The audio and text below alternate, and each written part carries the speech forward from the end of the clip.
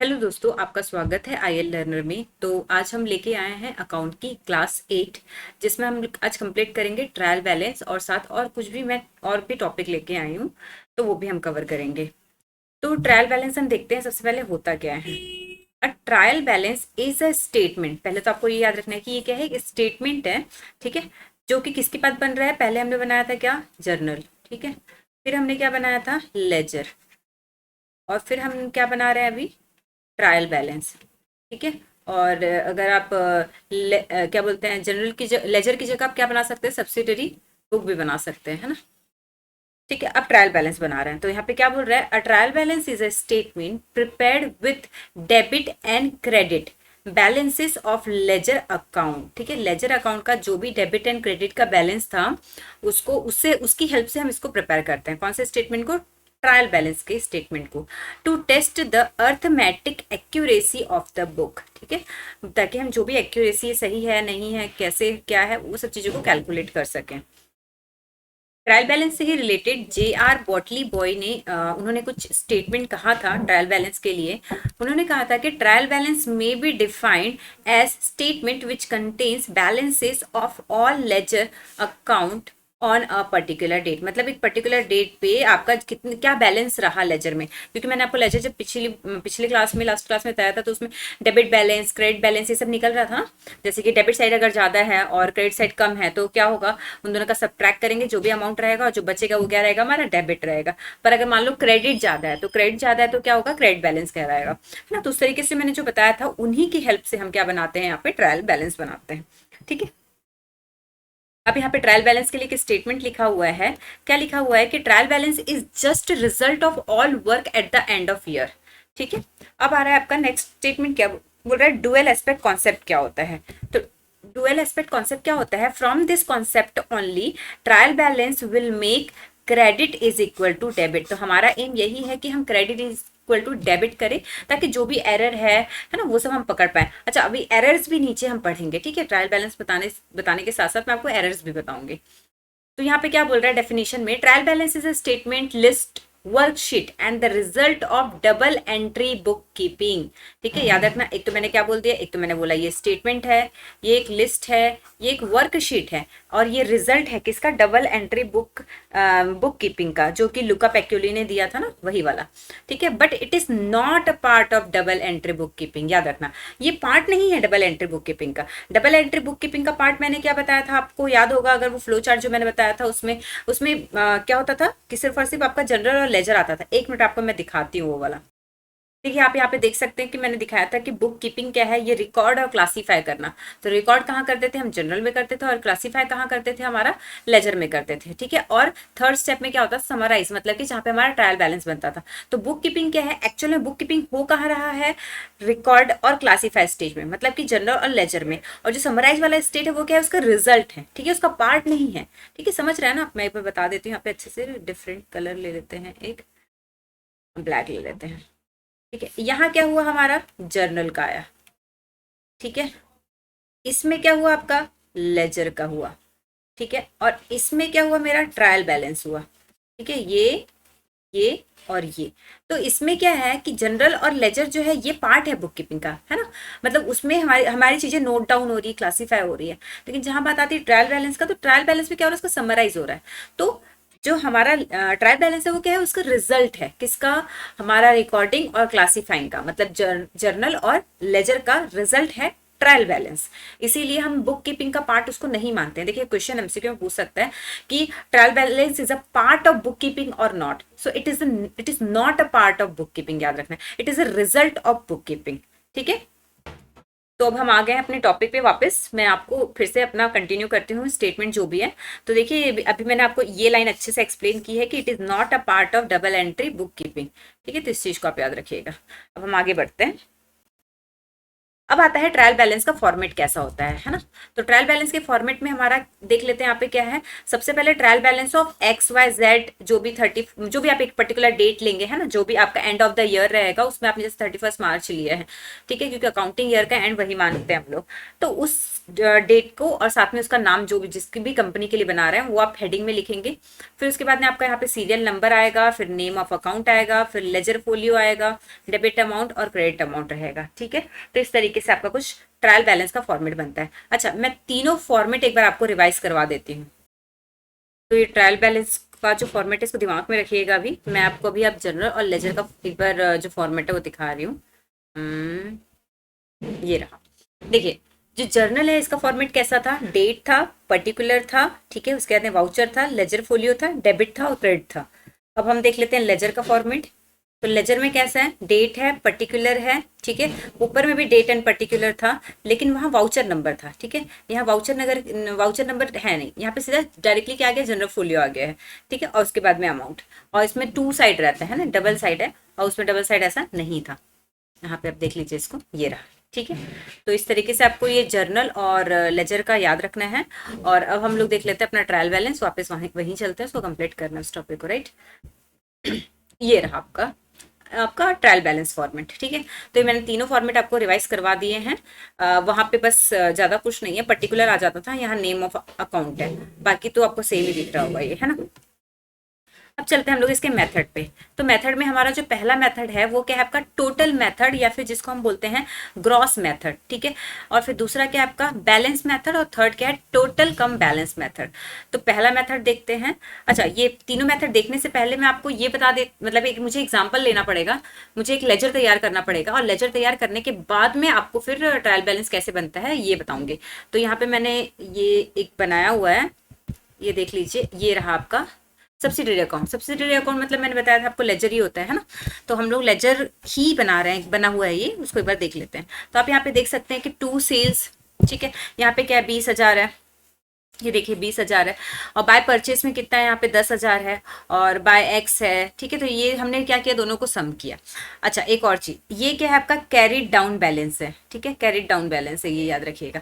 मतलब कि जो पिछली बार में जो हमने बनाया था, तो उससे जो डेबिट बैलेंस बचता था ना और क्रेडिट बैलेंस, वही वाला कैरिड डाउन बैलेंस है। अच्छा, ये कैरिड डाउन बैलेंस लिखते क्यों है, ताकि क्या हो जाए, हमारा डेबिट जो है वो क्रेडिट के बराबर हो जाए। क्योंकि देखो यहाँ पे 20,000 है, लेकिन अगर मैं इन दोनों को ऐड करूं, तो इन दोनों को ऐड करूंगी तो कितना आएगा, 17,500, 17,500। तो इसको 20,000 बनाने के लिए मैंने क्या किया, 2,500 एक्स्ट्रा उसमें ऐड किया। तो इससे क्या हो गया, मेरा दोनों मैच हो गया, डेबिट क्रेडिट के इक्वल हो गया, ठीक है। अब आता है सेकंड, देख लेते हैं परचेस अकाउंट। परचेस अकाउंट में भी ऐसा ही कुछ है। तो परचेस अकाउंट में क्या होगा आपका, देखिए डेबिट साइड ज्यादा है और क्रेडिट साइड कम है, तो इसमें भी डेबिट बैलेंस है। अब हम लोग चलते हैं सेल्स अकाउंट में। तो सेल्स, एक मिनट रुकिएगा,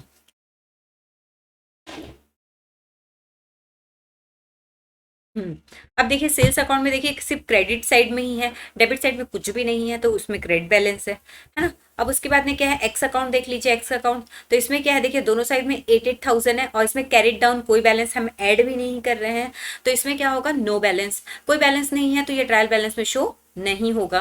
फिर उसके बाद डिस्काउंट उसको जो रिसीव हुआ, तो डिस्काउंट कितना रिसीव हुआ है, 500 रुपीज का डिस्काउंट रिसीव हुआ है। एक्चुअली ये मैंने जो लास्ट क्लास में क्वेश्चन कराया था ना, ये उसी का है, आगे बढ़ाया है मैंने, वही वाला लेजर मैंने यहाँ लिखा है ताकि आपको समझ में आ सके। अब देखिए ये मैंने लेजर बना लिया ना।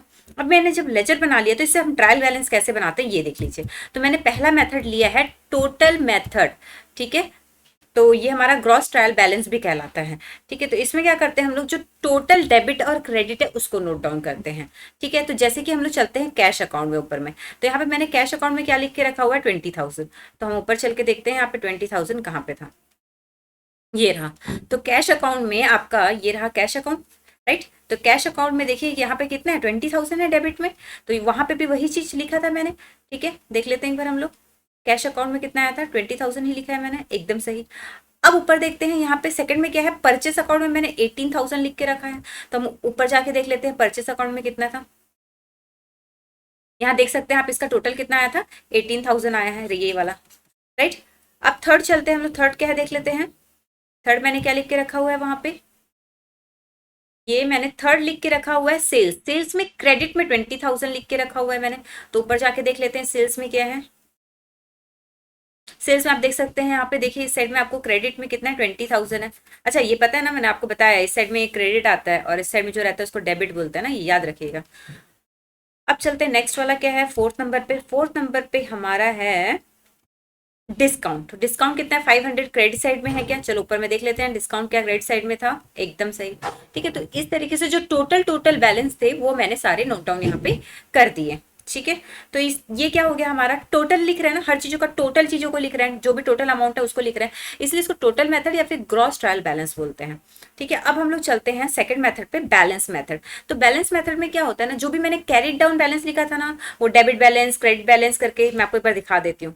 जो हम लोग एक्स्ट्रा बैलेंस उसमें ऐड करते हैं ना, मतलब उसको नोट डाउन करते हैं, रुकिए मैं दिखा देती हूँ आपको।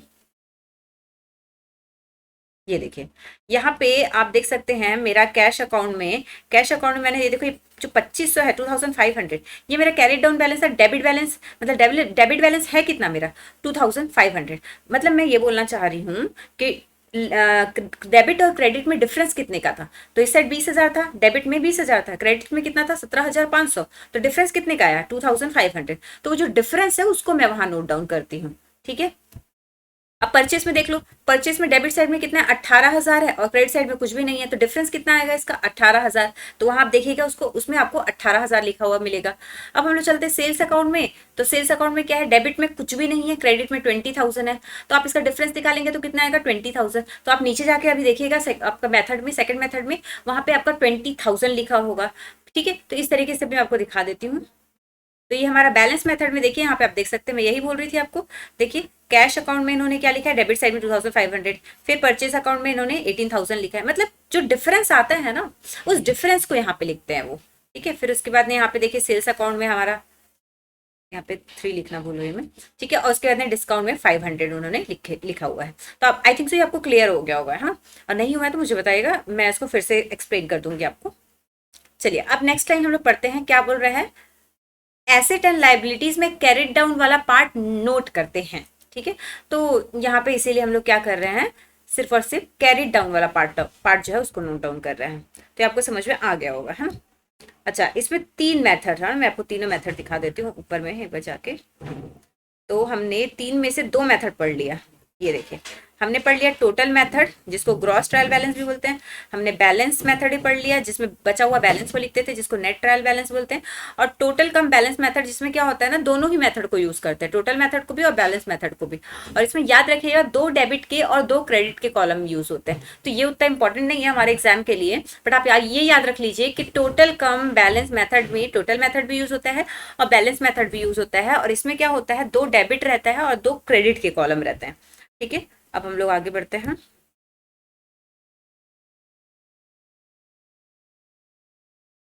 ये हमने दोनों ही कर लिया है ना। अब देखते हैं इसके लिमिटेशंस क्या है ना, ट्रायल बैलेंस के लिमिटेशंस क्या है। तो one should note that the agreement of trial balance is not conclusive proof of accuracy. मतलब अगर ट्रायल बैलेंस आपने किया और मान लो डेबिट और क्रेडिट को आपने इक्वल भी ला दिया, ठीक है, क्योंकि देखो ट्रायल बैलेंस का एम तो यही है ना, डेबिट को क्रेडिट के इक्वल करना, ताकि हमारा जो भी मिस्टेक हुआ है उसको हम करेक्ट कर सके। लेकिन फिर भी अगर आप इक्वल कर भी लेते हो तो आप ये नहीं बोल सकते हो कि भाई मैं 100% कह सकता हूँ कि एक्यूरेसी जो है एकदम एक्यूरेट है ये कैलकुलेशन और कोई भी इसमें एरर है नहीं, ये चीज नहीं बोला जा सकता। ये इसका पहला लिमिटेशन हो गया। ठीक है, फिर वो क्या बोल रहे हैं नेक्स्ट लाइन में, in simple word in spite of the agreement of the trial balance some errors may remain. मतलब कि इसमें कुछ ना कुछ एरर रह सकता है। This may be of following type. तो जो एरर है वो क्या क्या हो सकते हैं, यहाँ पे देखिए उन्होंने लिख के दिया हुआ है, मैं आपको ये 5 एरर बता देती हूँ। ठीक है, तो पहला एरर क्या बोल रहे हैं, the transactions has not been entered at all in the journal. हो सकता है कि किसी जो भी मतलब अकाउंटेंट था वो जब नोट डाउन कर रहा था तो उन्होंने जर्नल में कोई एंट्री को नोट डाउन किया ही ना हो, मतलब उन्होंने उस चीज स्किप कर दिया उस मतलब जो भी ट्रांजैक्शन हुआ उसको, ये हो सकता है। तो उस चीज को तो ट्रायल बैलेंस नहीं बता पाएगा ना, कि क्योंकि उसने तो क्या किया, लेजर को फॉलो किया है और लेजर ने जर्नल को फॉलो किया, जर्नल में ही कोई चीज नहीं आई तो भाई तो ट्रायल बैलेंस में तो चीज दिखेगी ही नहीं, है ना। अब आता है सेकंड आपका, an incorrect amount has been entered. अब जर्नल जब बना रहे थे आपने तभी अगर अमाउंट ही अगर आपने गलत नोट डाउन कर लिया तो ट्रायल बैलेंस को तो कभी पता ही नहीं चलेगा ना कि उन्होंने जो एंट्री की थी वो गलत की थी। थर्ड क्या है आपका, an incorrect account has been mentioned in the journal, मतलब कि आपने क्या किया है, इनकरेक्ट अमाउंट को मेंशन किया है, मतलब 100 रुपीज का कुछ आपने ट्रांजेक्शन किया पर आपने उसको 200 रुपीज दिखा दिया, ठीक है। या फिर हो सकता है कि आपने वो चीज, मैं समझ रहा है ना, एंट्री के टाइम पे ही, जर्नल बनाने के टाइम पे अगर कोई मिस्टेक होती है तो मिस्टेक ट्रायल बैलेंस में नहीं पकड़ी जा सकती है, ठीक है। तो इस तरीके से हमने फर्स्ट सेकंड और थर्ड कर लिया है। अब देखते हैं फोर्थ वाला। फोर्थ में क्या बोल रहा है, an entry has not been completely posted in ledger, मतलब जर्नल से जब लेजर में आप पोस्ट कर रहे थे ना, उसको पोस्टिंग ही बोलते थे। जर्नल से जब लेजर हम बनाते थे, मतलब जब उसको क्लासीफाई करते थे तो उस प्रोसेस को क्या बोलते थे, पोस्टिंग बोलते थे। देखिए छोटे छोटे वर्ड है ना, लेकिन इनको याद रखिएगा ताकि एमसीक्यूज अगर आते हैं क्वेश्चन में, अगर ये सब पूछता है तो आप बता पाए। अगर आप एपीएफसी एग्जाम क्लियर भी कर रहे हैं, तो अगर आप आगे जॉब भी करते हैं, सेलेक्ट होते हैं, तो वहां आपको पता भी होना चाहिए ना टर्मिनोलॉजी। तो आप याद रखिए पोस्टिंग किसको बोलते हैं। तो यहाँ पे क्या बोल रहा है कि हो सकता है कि आपने लेजर में कोई मिस्टेक कर दी हो, मतलब जर्नल से लेजर में कोई मिस्टेक कर दी हो जब आप पोस्टिंग कर रहे थे तब। फिर तो क्या बोल रहा है आपका, entry is posted twice in the ledger, ठीक है। हो सकता है कि कोई एंट्री दो बार आपके लेजर में आ जाए, है ना, दो बार आप पोस्ट कर दो, तो ये भी एक हो सकता है। तो इस टाइप की जो एरर है उसको हमारा ट्रायल बैलेंस डिटेक्ट नहीं कर सकता, ये इसकी लिमिटेशन है। अब ट्रायल बैलेंस में एक होता है अनएडजस्टेड एंड एक होता है एडजस्टेड ट्रायल बैलेंस। तो ये है क्या, देख लेते हैं। There are different terms use to describe the trial balance at different point in time, ठीक। After adjustment the closing entries are done, ठीक है। मतलब आप क्या करोगे, पहले तो आपको अनएडजस्टेड ट्रायल बैलेंस मिलेगा, है ना, जहां पे जैसे कि ऊपर में हमने देखा था ना, मैं आपको दिखा देती हूँ, एक मिनट रुकिएगा। अनएडजस्टेड किसको बोलते हैं और एडजस्टेड किसको बोलते हैं। यहाँ पे आप ये कैश अकाउंट को देखिए। कैश अकाउंट में डेबिट साइड में कितना है 20,000, क्रेडिट साइड में कितना था 17,500। तो जब 17,500 था तो ये अनएडजस्टेड था। उसको एडजस्ट करने के लिए मैंने क्या किया, बैलेंस कैरी डाउन करके एक और एंट्री की 2,500 की। तो अब क्या हो गया, मेरा क्रेडिट साइड में भी 20,000 हो गया ना। क्रेडिट साइड किसको बोलते हैं आपको पता है, मैं आपको बता देती हूँ, ये है क्रेडिट साइड, और ये इस साइड जो रहता है इसको डेबिट साइड बोलते हैं ना। तो देखो क्रेडिट साइड में भी टोटल कितना आ गया 20,000, डेबिट साइड में भी टोटल कितना आ गया आपका 20,000। तो debit is equal to credit हो गया। तो यही हमारा एम था। तो जब वो इक्वल हो गया तो वो एडजस्टेड ट्रायल बैलेंस बन गया, ठीक है। तो यही होता है आपका अनएडजस्टेड और एडजस्टेड ट्रायल बैलेंस, ठीक है। अब देखते हैं सस्पेंस अकाउंट। अब ये सस्पेंस अकाउंट होता क्या है, मान लो कि मेरा डेबिट जो है वो क्रेडिट के इक्वल नहीं आया। देखिए हाँ मैंने लिखा है ना, ये when debit is not equal to credit in trial balance, then हम क्या करते हैं, सस्पेंस अकाउंट प्रिपेयर कर देते हैं, ठीक है। Suspense account is kept till the time the books are not corrected, once corrected it is removed, ठीक है। मान लो कोई गलती हो गई, मान लो कहीं पे जब आप कैलकुलेशन कर रहे थे तो 2,000 रुपीज एक्स्ट्रा आ रहे थे, तो वो क्या करोगे, आप एक्स्ट्रा 2,000 रुपीज को सस्पेंस अकाउंट में डाल के रख दोगे। कब तक रखोगे, जब तक कि वो करेक्ट ना हो जाए कि भाई वो एक्स्ट्रा आया क्यों, या फिर कम आ रहा हो, तो भी आप सस्पेंस अकाउंट में डाल के रख देते हो। तो सस्पेंस अकाउंट क्या है, एक टेम्परेरी अकाउंट है जो कि क्या है, सिर्फ करेक्शन के लिए यूज कर रहे हैं। किस में करेक्शन, ट्रायल बैलेंस में, है ना। अब आगे देखते हैं। तो यहाँ पे देख लीजिए, देखिए सस्पेंस अकाउंट में मैंने एक बार डेबिट किया है, एक बार क्या किया है, क्रेडिट किया है। कम रहा होगा तो डेबिट किया है, ज्यादा रहा हो तो क्रेडिट, मतलब इस तरीके से देख लीजिए। यहाँ पे देख लीजिए मैंने एक लाइन लिखा है ग्रीन कलर से, क्या लिखा है, suspense account in debit side so called asset, वो आपका एसेट है ना, आपके पास में वो चीज है, ठीक। Suspense account in credit side मतलब कि वो आपका लाइबिलिटी है, मतलब आपके पास है नहीं लेकिन आपने लिख के रख दिया भाई कि मेरे पास कम पड़ रहा था, मैंने 2,000 रुपीज डाल के रख दिए, लेकिन एक्चुअल में वो है नहीं आपके पास, वो तो क्या लाइबिलिटी, आपको कहीं ना कहीं से कैलकुलेशन करेक्ट करके कुछ भी करके आपको वो चीज यहाँ पे दिखानी है, लाना पड़ेगा उस चीज को वापस, ठीक है। अब देखते हैं एरर इन ट्रायल बैलेंस। तो क्या बोल रहा है इसमें, if there is an error in posting of balances from ledger to trial balance then trial balance will not match, ठीक है। अगर कोई एरर हुआ है पोस्टिंग करते वक्त, मतलब जर्नल से लेजर में डालते वक्त या फिर लेजर से आपका ट्रायल बैलेंस प्रिपेयर करते वक्त कोई मिस्टेक हुई है, तो वो क्या होगा, ट्रायल बैलेंस मैच नहीं होगा उसमें, ठीक है। Since one particular ledger did not agree the trial balance will not match as one side would be either undercast and overcast. तो ये अंडरकास्ट ओवरकास्ट होता क्या है कि मान लो कि मैच नहीं कर रहा है, तो मैच नहीं कर रहा है तो क्या होगा, 200 रुपए आपको मैंने लिखवा, देखिए वहां मैंने एरो डाल के लिखा भी, मैं आपको दिखा देती हूँ। देखिए मैंने ये एरो डाल के लिखा हुआ है। अंडरकास्ट का क्या मतलब है, 200 रुपए डालना था, मान लो आपको 200 रुपए की एंट्री की थी पर करनी थी, पर आपने 100 रुपए की एंट्री की, तो 100 रुपए की एंट्री आपने कम की है तो वो अंडरकास्ट है। पर मान लो आपको 200 रुपए की एंट्री करनी थी पर 200 की जगह आपने 300 की एंट्री कर दी, तो वो क्या हो जाएगा, ओवरकास्ट हो जाएगा। तो इससे क्या होगा, आपका ट्रायल बैलेंस मैच नहीं करेगा। तो इस टाइप के एरर को हमारा ट्रायल बैलेंस डिटेक्ट कर सकता है, ठीक है। अब देख लीजिए, यहाँ पे देख लीजिए, डिस्काउंट रिसीव कितना था आपको, 500 रुपीज का था, ठीक है, और डिस्काउंट अलाउड कितना था आपका, 400 रुपीज का था। एक्चुअली ये एरो मैंने थोड़ा गलत कर दिया है, इसको ऐसे कर दीजिए और इसको इधर ला दीजिए, ठीक है, ये वाला एरो इस तरफ, ठीक है। तो देखिए डिस्काउंट रिसीव में क्या है, 500 रुपीज रिसीव हुए हैं, लेकिन आपने कितना नोट डाउन किया, 400 ही किया, क्योंकि रिसीव को हम क्रेडिट करते थे, अगर आपको याद होगा, डिस्काउंट रिसीव को क्या करते थे हम, क्रेडिट करते थे। तो अब देखिए, तो 400 किया मैंने, जबकि मुझे मिले कितने, 500, तो ये अंडरकास्ट हुआ ना, 100 रुपए कम किए हैं। अब डिस्काउंट अलाउड में देख लीजिए, डिस्काउंट अलाउड में आपको कितना मिला है, 400, और इसको हम डेबिट करते हैं, तो 400 डेबिट करना चाहिए था, मैंने 500 कर दिया, तो मैंने 500 रुपीज एक्स्ट्रा डेबिट कर दिए, तो ये क्या कहलाएगा, ओवरकास्ट। तो हम क्या करेंगे, we need to correct it, और इसी को क्या बोलते हैं हम लोग, रेक्टिफिकेशन बोलते हैं। तो आई थिंक सो अभी तक ये सब चीज आपको क्लियर हो गई होगी, है ना, ट्रायल बैलेंस का। तो अब हम देखते हैं इसके क्वेश्चंस कुछ, ठीक है। तो पहला क्वेश्चन क्या लिखा है मैंने कि if one journal entry of cash sales made ₹10,000 is not recorded in the books of accounted, तो क्या होगा, आपका ट्रायल बैलेंस मैच नहीं करेगा, सिंपल।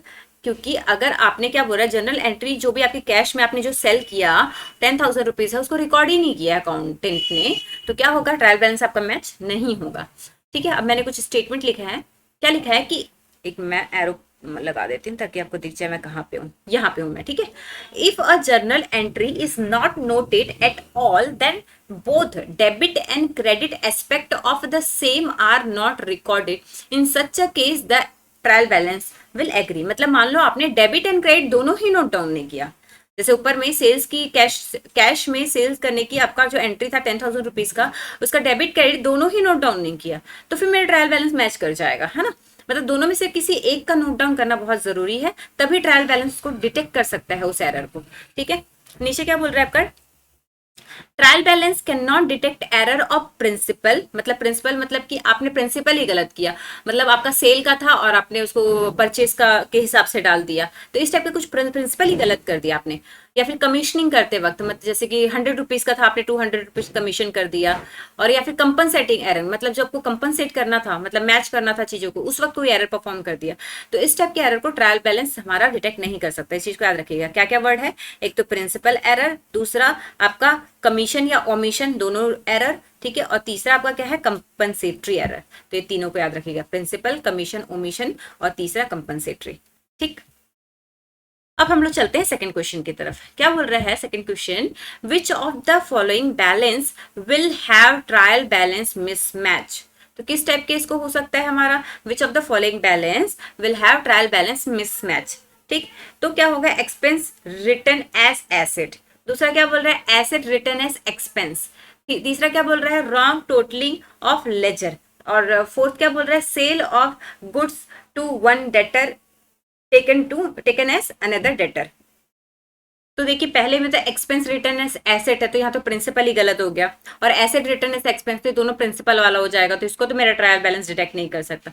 हाँ, बट टोटलिंग वाला जो था, अगर आपने लेजर में टोटलिंग करने में कोई गलती की तो उसको हमारा क्या कर सकता है, ट्रायल बैलेंस डिटेक्ट कर सकता है ना। तो इसका आंसर होगा सी। अच्छा, डी भी देख लीजिए, ऑप्शन क्या बोल रहा है, sale of goods to one debtor taken as another debtor, ठीक है। तो एक डेटर को दूसरे जैसा बना दिया तो क्या दिक्कत है, आपने एंट्री तो सही की है ना, डेबिट क्रेडिट वाली, तो इसको भी वो डिटेक्ट नहीं कर सकता है। तो किसको डिटेक्ट कर सकता है, वो हमारा सिर्फ और सिर्फ सी को कर सकता है, तो सी में ही हमारा मिसमैच दिखाएगा। नेक्स्ट क्वेश्चन पे चलते हैं हम लोग, trial balance has which kind of statement, ठीक है। तो ये एक्चुअली सिंपल आंसर ही है, ये देख लीजिए, इसके पास में ट्रायल बैलेंस के पास सारे टाइप के हमारे स्टेटमेंट हो सकते हैं। कैपिटल अकाउंट का स्टेटमेंट मिलेगा आपको, एसेट अकाउंट का मिलेगा, लाइबिलिटी अकाउंट का स्टेटमेंट मिलेगा, इनकम का मिलेगा, एंड आपका एक्सपेंस का मिलेगा। मतलब जो मैंने आपको क्लियर बताया था ना, CLEAR,